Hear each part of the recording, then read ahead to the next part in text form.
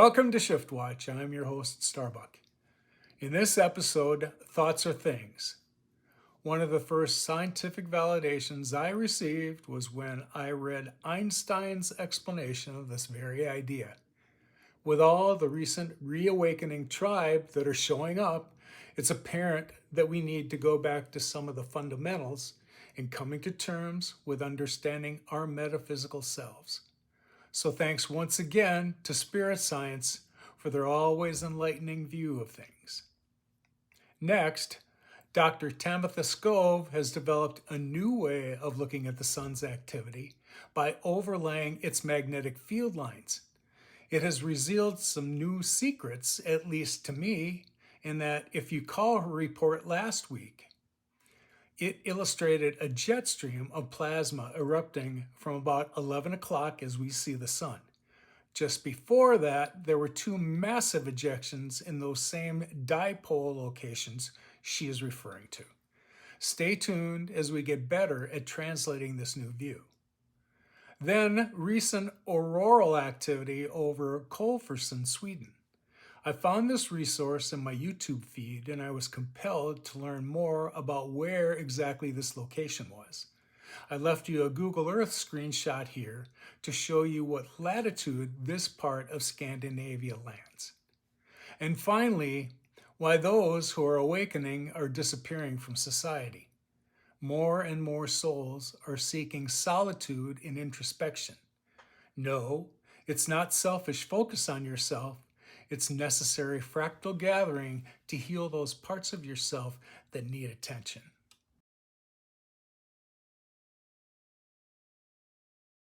Let's say for the sake of discussion that when you think of something, anything, it appears right in front of you. No, not physically, but let's say it appears in a different realm, one that is in and around all of us, the field that the scientists were describing by their experiments.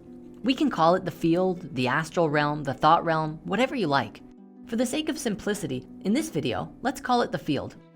When you're doing something, you start by thinking about it. Whether you're building a pool in your backyard or making a sandwich, you have to have thought of it first. Even the subconscious thoughts for things like walking and breathing. This shouldn't be anything new to us. We think of things before we do them, even if it's a split second before the action. This is just how we function, and the physical actions we take generally match the thoughts that we've created in our minds. You might say that we move through our thoughts, turning non-physical thoughts into physical actions. When an inventor gets an idea, this idea can quickly move through all of his colleagues and friends. And this is because ideas and thoughts are spreadable. Multiple people can concentrate upon the same idea at once, allowing the ideas to grow and develop further. This isn't anything strange. Think tanks have existed long into our history. In this scenario, don't think of thoughts as separate, but as a whole that everyone is focusing upon at the same time, and maybe even through time itself. Of course, because we can't physically see this realm of thoughts, we have to use functions like speech and body language in order to communicate them. At least for now, this is how we connect and bridge our thoughts together, through communication. Because of this, we add a bit of our own creation to the mix every time we share something, our own spice, if you will, while still working towards the same common goal. A social gathering is another good example of this at work too. People gather together because they share the same thoughts and emotions as the rest of the people there. Even if you're using something that someone else made, which, let's face it, basically every aspect of our lives involves using something that someone else or nature itself produced, you're still creating your own experience for yourself. You manifested that iPad, house, relationship, or whatever into your experiences. With the notion that thoughts connect with other thoughts comes our first big realization. This new understanding of just how intertwined we really are. We are not only connected in the physical realm, but mentally and spiritually as well. Up until recently, humankind has always understood that they were connected only through their physical being. We assumed that the conscious experience and all of the thinking was totally 100% isolated from everyone else. The fact is, we're not. We are so connected with each other, it's almost impossible to believe. But it's true. We have the science to back it up. Now, thoughts being created are just the tip of the iceberg. The real interesting part comes when you look at emotions. Emotions are much more powerful than thoughts in that they have more gravity. Emotions pull on you. They often control your actions and guide you throughout your life. It's not always your thoughts that decide where you sit in a classroom or on a bus, but rather if you like that girl or you think that guy smells. When a couple is together, it's their emotions that keep them tethered. If they're fighting, it's their emotions that break them apart. You watch TV or movies that stimulates and compels you on an emotional level. You hang out with friends because you have emotional bonds with them. And now this applies on a smaller scale too. Do you ever have a morning where you wake up grumpy and stub your toe getting up and just think, this is just gonna be one of those days. And then the entire day following is terrible and just everything goes wrong? What about days where you wake up excited and happy and ready to go? Your whole day is just excellent in all of the right ways. Even if something bad does happen, you're less affected by it because you're in such a great place emotionally. The reason for these different potentials in how your day goes is due to your emotional state. And to that end, if you wake up in the morning and just take a deep breath and say a prayer of gratitude for your life and the dawning of a new day, it will instantaneously align you with a more harmonious day for yourself. Even if something bad does happen, you can experience it as an opportunity for learning and growth rather than something that, sucks, poo, now I'm in a bad mood, grr. You see, it's through our conscious participation in our own lives that transforms us from riding on the waves of other people's joys and sorrows to creating our own waves and living the life we want to have. You can look into society and see how we create our lives actively by the way that people speak and act. Those who are the most successful are those who talk most of success, and the people who speak most of illness have that. Yes, illness is also a creation of ours. If we have a low immune system, it's because of our own low vibration, which is a product of the disharmony both within us and in our environment. It also relates heavily with food, the primary nourishment that we put in our bodies. Food is a massive conversation on its own, and you can learn more about it in our food series, episode 33. We can liken healing with healthy food to healing from mental and emotional struggles. What quality of thoughts are you allowing into your heart and mind? In this way, healing is a simple process of going inside and addressing our own negativity, resolving the traumas, releasing the pent-up emotional energy, and making room for more light to come through. There's one thing that becomes apparent with this new understanding. We create our reality. We may not always be 100% in control of what happens to us. However, we are 100% responsible for what we do with the experiences that we've had.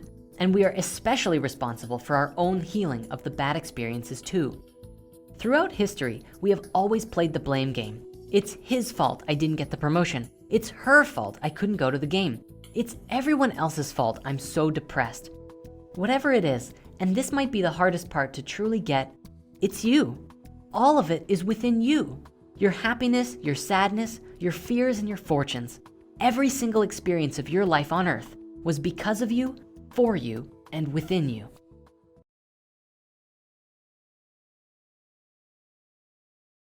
Space weather this week is about to pick up in a big way. As we take a look at our Earth-facing disk, well, it may not look like all that much is going on, but there's a lot hiding behind the scenes, and we can reveal some of that magic by using a new forecasting tool that I've developed recently. You'll see it right here. Bam! Look at that. Oof, what is all this spaghetti?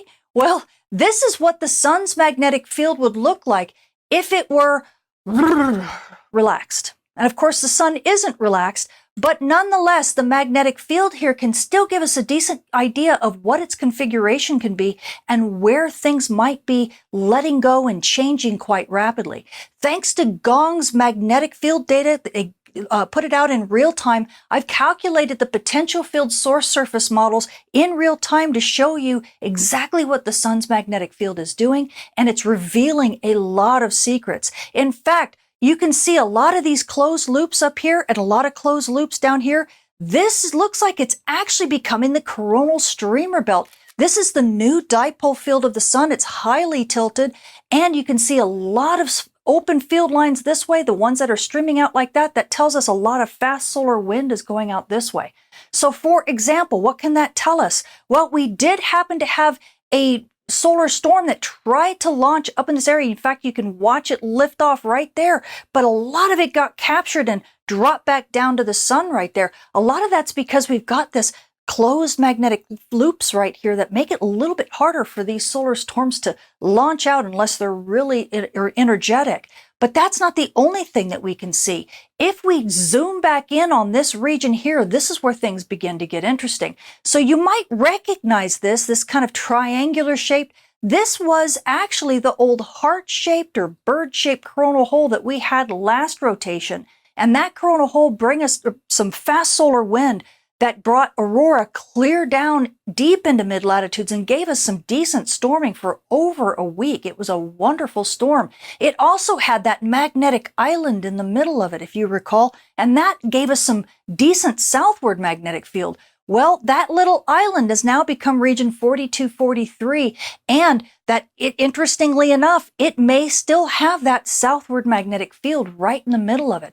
So aurora photographers, this could still be a decent aurora producer for us. So keep your eyes on it. Now, the fast solar wind from this could be delayed just a little bit because you can see the boundary of the coronal hole has changed somewhat. But where this gets very interesting is if you notice the open field lines coming out from this region here, it's showing that this area in here could be a bit unstable. So expect that this filament, in fact, you can already see part of this filament has torn off just in the last 24 to 48 hours. So this thing, if it whole thing comes off, then we actually could have an Earth-directed solar storm. We also see some new regions that are growing, and region 4244, sure enough, is firing off solar storms in this region. So keep your eyes on this region here because this is likely where a lot of the activity is. And so aurora photographers, get ready. It could be a lot of fun here in the latter part of this week. And now switching to our near-Earth space radiation environment, we've been dealing with a stealthy solar storm over the last 48 hours that really has had a magnetic orientation to kind of load up the Earth's magnetic system and make it primed to storm. In fact, as we take a look at the heart of the Earth's magnetic system here, you can see the radiation belts. The heart of the radiation belts already turning red, starting around the 3rd and the 4th.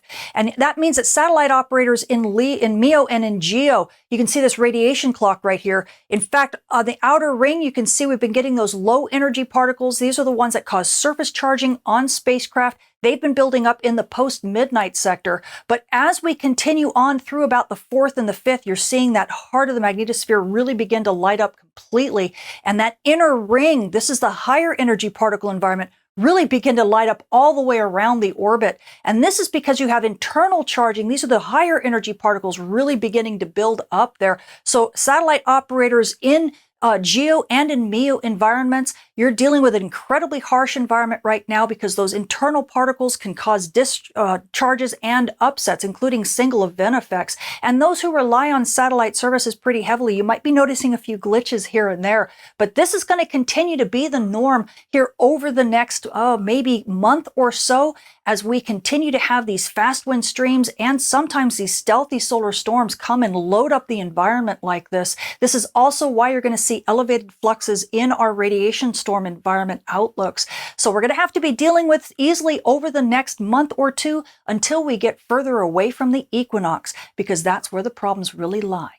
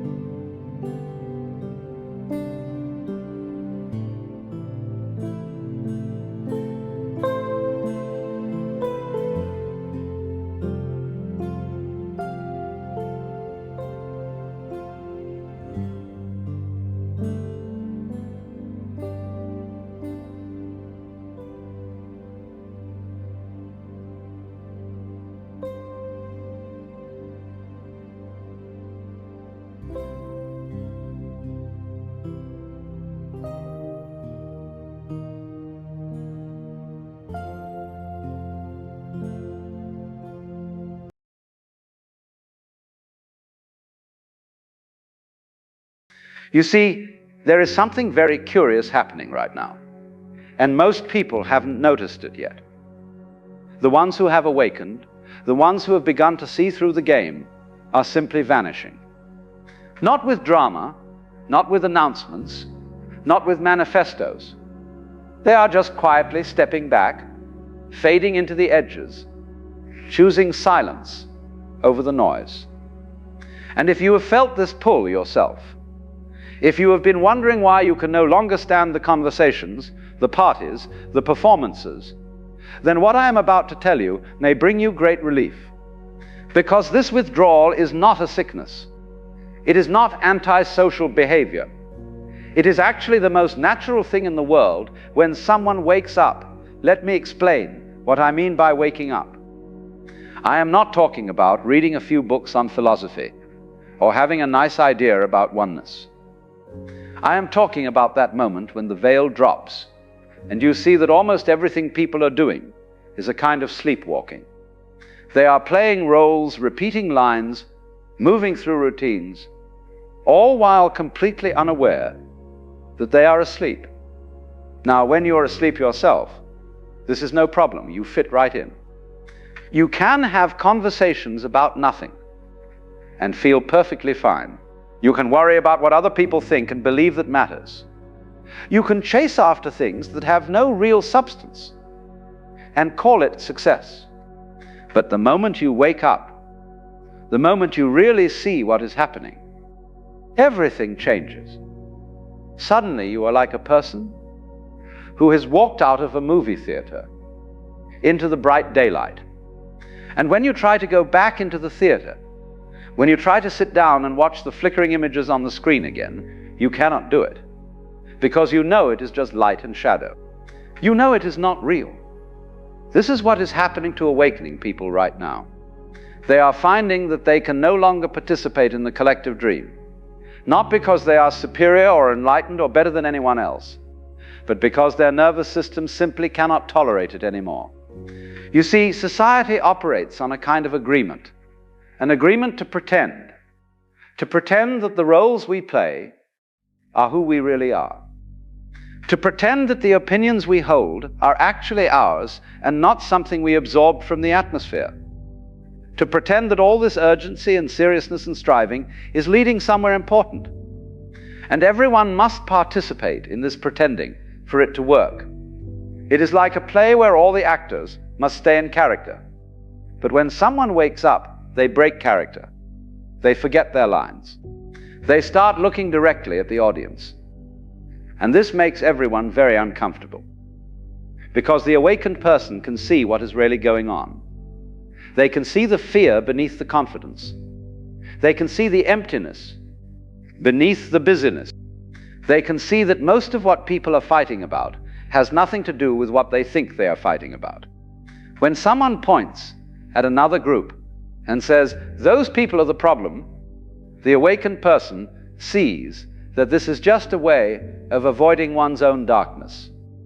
When someone posts their outrage on the public square, the awakened person sees that this is just unconscious material seeking a target.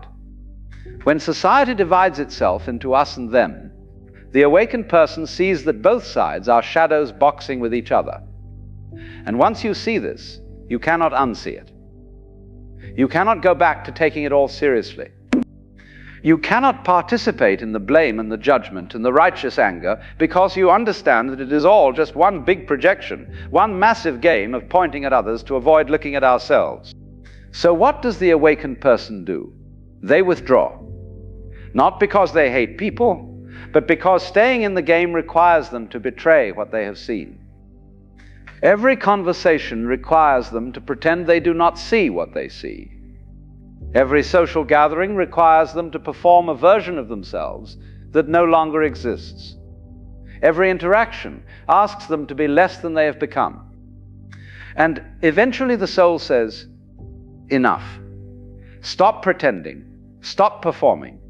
Stop translating your depth into shallow terms just to maintain belonging. Go where you can breathe. Now, I want to be very clear about something. This is not spiritual bypassing. This is not running away from responsibility. This is not some kind of escapism where you go hide in a cave because life is too hard. No, this is something else entirely. This is the recognition that staying in unconscious environments actually damages consciousness.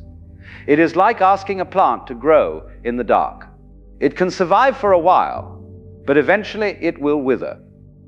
The awakened person discovers that being around unconsciousness is not just uncomfortable, it is depleting. Every time you are surrounded by people who are asleep, you have to work very hard to maintain your own wakefulness. You have to constantly filter out the projections. You have to hold your center while chaos swirls around you. You have to remain clear while everyone else is foggy. And this takes tremendous energy. Invisible energy that no one sees or appreciates. You're doing psychological work that others are not even aware needs to be done. And after a while you realize that you are spending all your energy just trying to stay conscious in environments that are actively pulling you back to sleep. So you make a choice. You choose consciousness over belonging.